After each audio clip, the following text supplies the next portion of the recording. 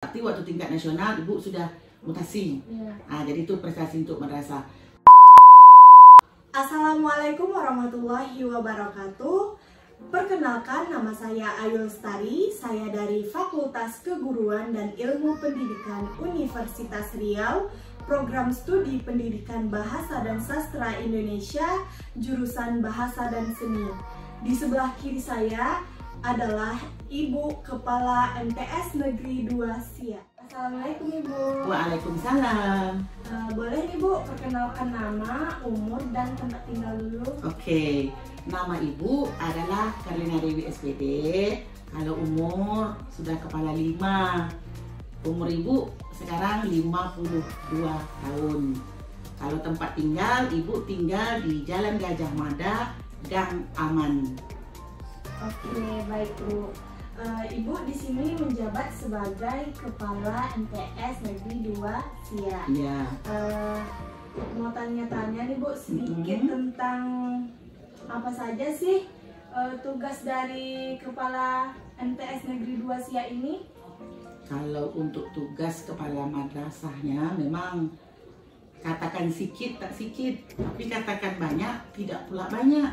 Yang jelas dia bertugas mengkoordinir semua kegiatan yang ada di sekolah. Tapi kalau memang kita bagi lagi, kegiatan di sekolah itu kan bisa bermacam-macam. Bisa kegiatan tenaga kependidikannya, ataupun tenaga kependidikannya, kegiatan belajar mengajarnya, kemudian sampai kegiatan ekstrakurikulernya, dan juga termasuk penilaian terhadap warga madrasah, baik di dalam kelas maupun di luar kelas. Itu secara umum. Oke, baik Bu. Ini sebelum Ibu menjadi Kepala MTS Negeri 2 Siak ini, dulunya Ibu menjabat sebagai apa? Entah itu guru matematika atau guru apa gitu. Ini kalau ikut ini bercerita masalah sejarah ya Yu. Iya. Kalau sejarah pertama, dulu Ibu diangkat menjadi guru bahasa Indonesia di MTS ini. Kemudian setelah 13 tahun Ibu mengabdi, Ibu dipindah tugaskan, dipercayakan untuk menjadi kepala madrasah di Madrasah Aliyah Kecamatan Sungai Apit dalam jangka waktu 4 tahun. Kemudian setelah itu Ibu dimutasikan kembali ke MTS Negeri 2 Siak ini, dipercayakan sebagai kepala madrasahnya. Itu secara singkatnya perjalanan karir Ibu. Tapi kalau kita bisa cerita sebelum itu pengalaman mengajar untuk honorernya udah panjang Yu. Pernah juga mengabdi di SMK. Nah, jadi pernah juga kita mengabdi di yang setara dengan perguruan tinggi. Dulu kan di tempat kita kan ada STAI. Ada STAI. Jadi Ibu dipercayakan untuk mengajar mahasiswa di STAI waktu itu juga. Pernah selama lebih kurang 4 tahun juga. Yang jelas sekarang Ibu bertanggung jawab di MTS Negeri 2 Siak sebagai kepala madrasahnya. Ngomong-ngomong Bu, sudah berapa lama Ibu menjadi kepala MTS Negeri 2 Siak? Kalau untuk kepala MTS Negeri 2 Siak ini baru memang sih. Ibu sesuai dengan SK dilantik di sini pada bulan September tanggal 21 kalau Ibu tidak salah. Tapi mulai bekerjanya 1 Oktober 2021 kalau di MTS ini sebagai kepala madrasah. Kalau dulu tadi udah Ibu jelaskan mengajar di sini sudah 13 tahun loh. 13 tahun tapi sebagai guru. Nah, seperti itu. Kan Ibu dulunya pernah mengajar di sini dan sekarang sudah menjadi kepala di sini. Jadi mungkin Ibu tahu nih sejarah-sejarah di MTS Negeri 2 Siak ini. Boleh diceritakan sedikit? Boleh. Setahu Ibu ya. Iya. Jadi karena Ibu mengabdi di sini sudah hampir 13 tahun sebelumnya, tentu sedikit sebanyak Ibu mengetahui ya sejarah MTS Negeri 2 Siak ini. Sebenarnya MTS Negeri 2 Siak ini dulu sebelum dia negeri diberi nama ini istilahnya MTS Al-Ikhlas. Jadi disebut dengan, karena masih swasta. Kalau masih swasta kan kita punya nama-nama sendiri ya kan. Jadi waktu itu dipimpin oleh Bapak Muhammad Asar, kalau tak salah ibu tuh, sebelum dia negeri. Berdirinya tahun 73, 1973. Coba ayo bayangkan, kalau kita mulai dari tahun berdiri sampai sekarang, udah seumur ibu kali ya. Ibu kepala 5 tadi ya, dia 40 sekian kalau kita hitung dari 73 sampai 2022. Tapi waktu tahun 73 itu kan masih swasta, dan tempatnya pun, lokasinya pun tidak di tempat yang sekarang ini. Kita berada di Jalan Hang Tua. Kalau sekarang kita umpamakan di MDA Jamiatul Hasanah tuh ya, yang di depan MI, yang paginya juga digunakan untuk pendidikan MI ya kan. Di situ dulu masih swasta, Pak Asar yang memimpin. Kemudian untuk masalah siswa ya, yang namanya kita mulai baru berdiri 73, tentu tidak drastis seperti saat sekarang, beransur-ansur siswanya, tapi tetap berjalan. Sampai berjalan itu tidak ada terputus tahun 1995. Itu MTS kita baru negeri. Dari 73 sampai 1995.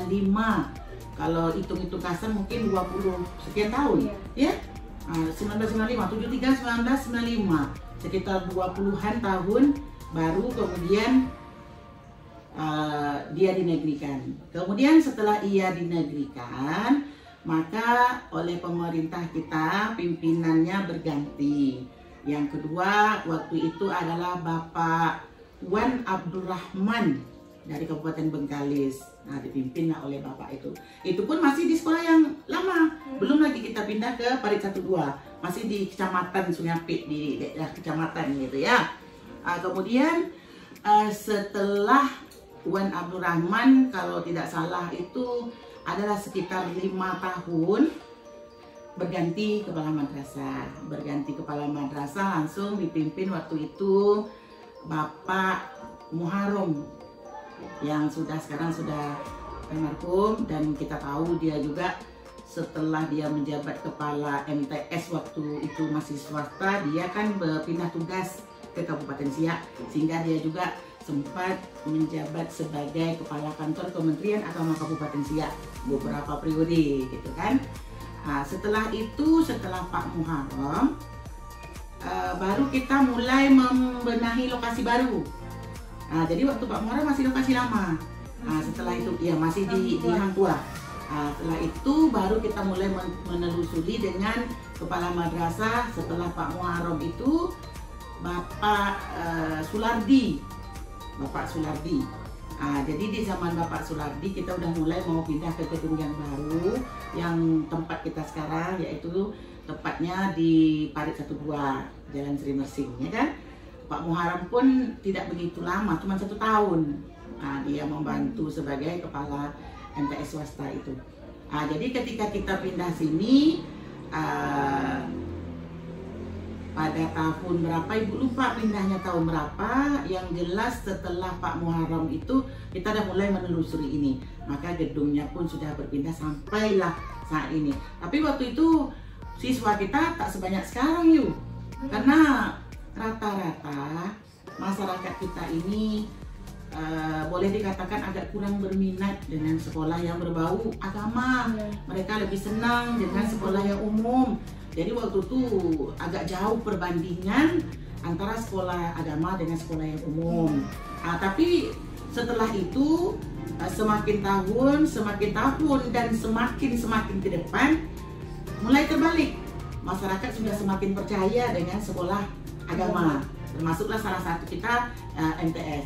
Ditambah lagi karena sekolahnya pun sudah negeri. Kalau dulu negeri pun tapi belum begitu banyak kepercayaan masyarakat.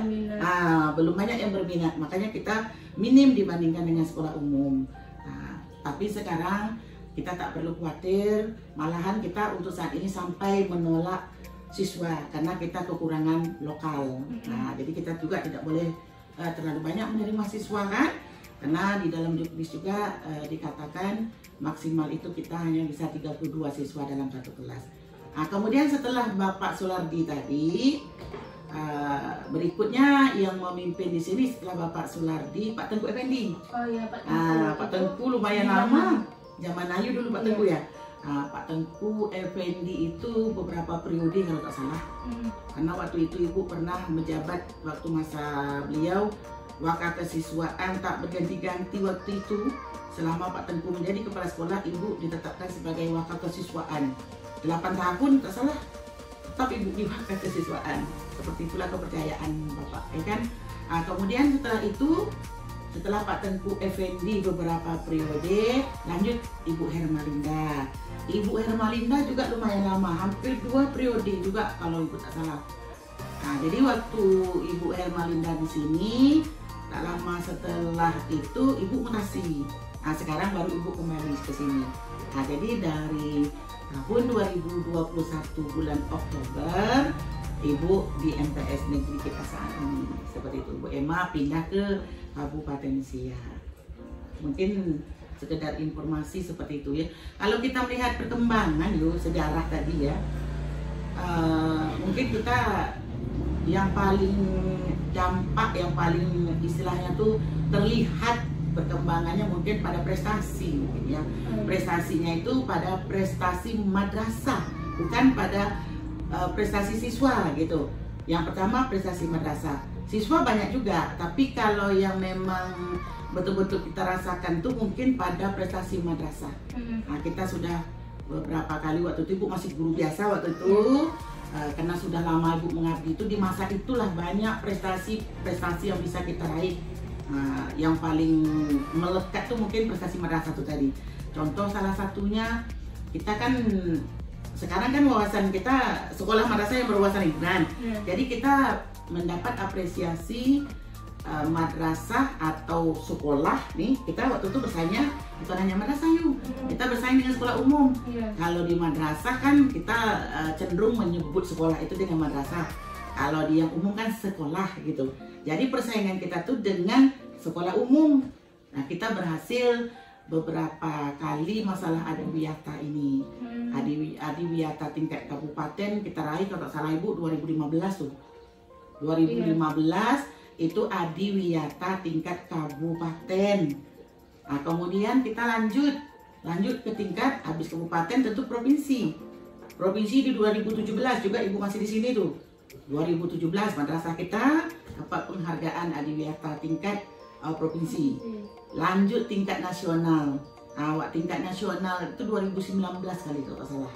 Berarti waktu tingkat nasional Ibu sudah mutasi. Jadi itu prestasi untuk madrasah.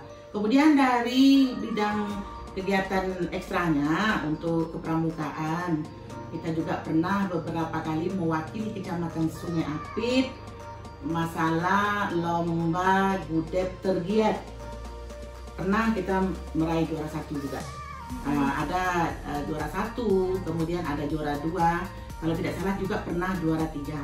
Sehingga kan waktu lomba gudeg tergiat di tahun berikutnya, kita di-cut dulu lah, jangan ikut dulu karena sudah beberapa kali mendapat, di stop dulu, kita beri kesempatan kepada sekolah yang lain. Seperti itu.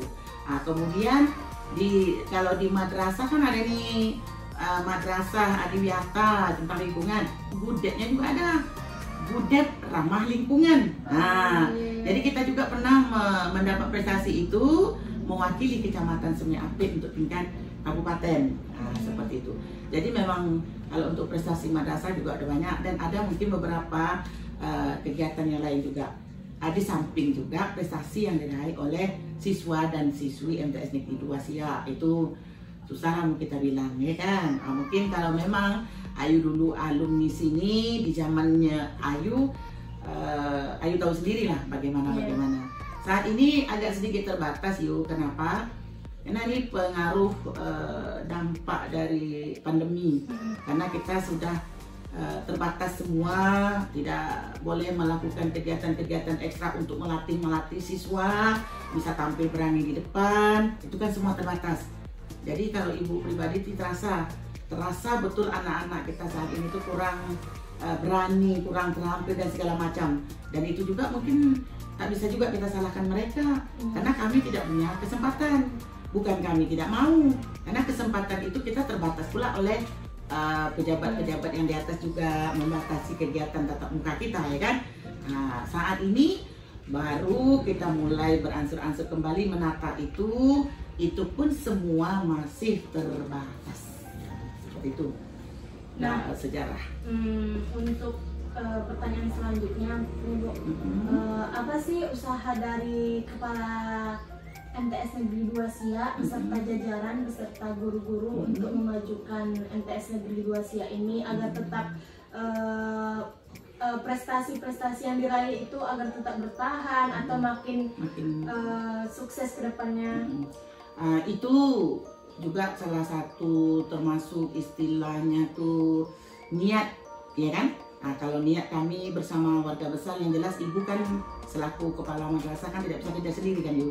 Ibu mesti bekerja sama dengan teman-teman, dengan pokoknya warga besar lah di MTS. Takkan bisa ibu kerja sendiri, termasuk juga mungkin dengan tenaga kebersihannya, dengan petugas satpamnya, itu harus saling berkolaborasi lah kan. Kami dudukkan dalam suatu pertemuan apa langkah kita ke depan untuk memajukan baik dari segi lingkungan maupun dengan istilahnya potensi-potensi yang ada pada siswa, ya kan. Salah satu mungkin usaha kita untuk siswa, tentu kita akan berbanyak dengan latihan-latihan, kegiatan-kegiatan lain, ya kan. Namun saat ini karena masih suasana pandemi tetap kita laksanakan terbatas, tapi sudah kita mulai. Untuk lingkungan juga dengan keterbatasan dana mungkin yang kita punya, kita tetap juga bisa membina menjadi lebih baik lagi. Salah satu sekarang mungkin kalau kita lihat ke lingkungan kita seperti yang Ayu lihat sendiri, selama ini mungkin kita belum punya parkir guru, sehingga kan guru-guru kita masih mencari tempat-tempat yang agak terlindung sedikit untuk meletakkan hendak. Jadi sekarang kita berusaha untuk membuat parkir guru, walaupun istilahnya itu kan proses kan Yu. Kita buat dulu tempat parkirnya tanpa atap, kemudian besok kita lanjutkan pakai atap biar terhindar dari matahari dan hujan. Itu salah satu. Kemudian dari segi karena kita istilahnya madrasah yang sudah berwawasan lingkungan, kita berusaha untuk mempertahankan itu. Bukan berarti setelah kita dapat ya kita tinggalkan begitu saja, sementara prestasi yang sudah kita raih kan dibaca orang di mana-mana. Ini madrasah berwawasan lingkungan, sementara lingkungannya tak hijau lagi kan gitu. Jadi salah satunya kita membangkitkan kembali hijau-hijau yang selalu diidolakan di lingkungan itu.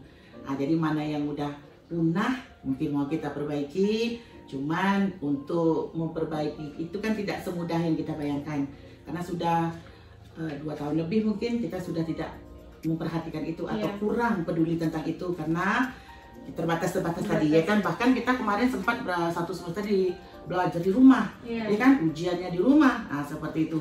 Tentu kita kurang memperhatikan lingkungan jadinya.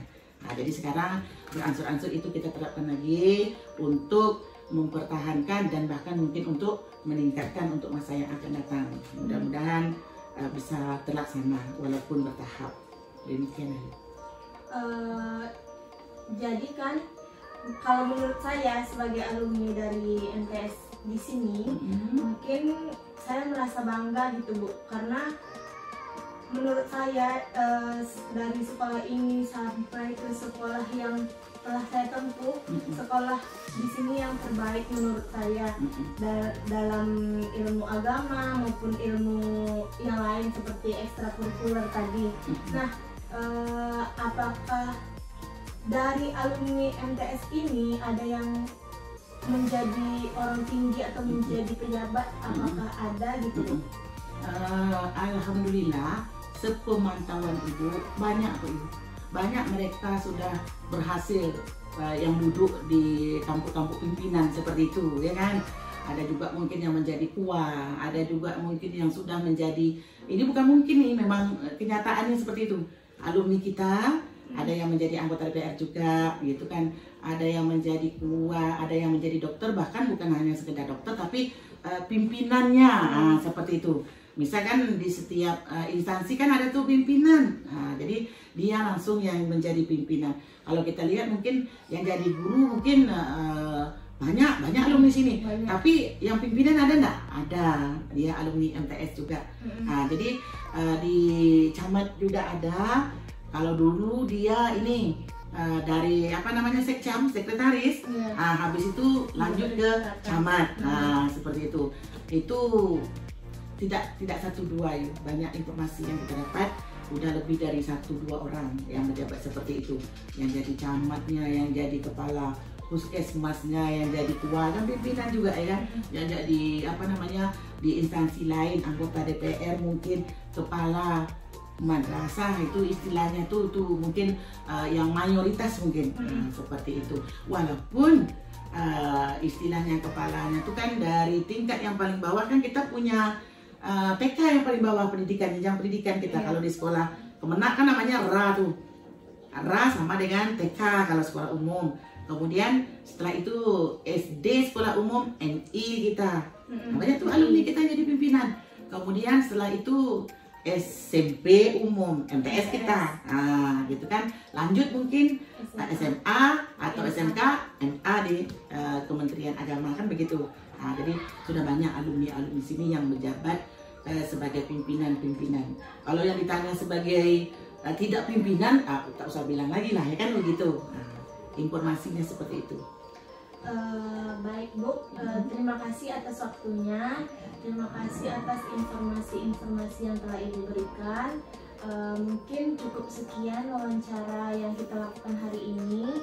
Terima kasih. Assalamualaikum warahmatullahi wabarakatuh. Waalaikumsalam warahmatullahi wabarakatuh. Sukses selalu untuk Ayu. Terima kasih Bu. Ya.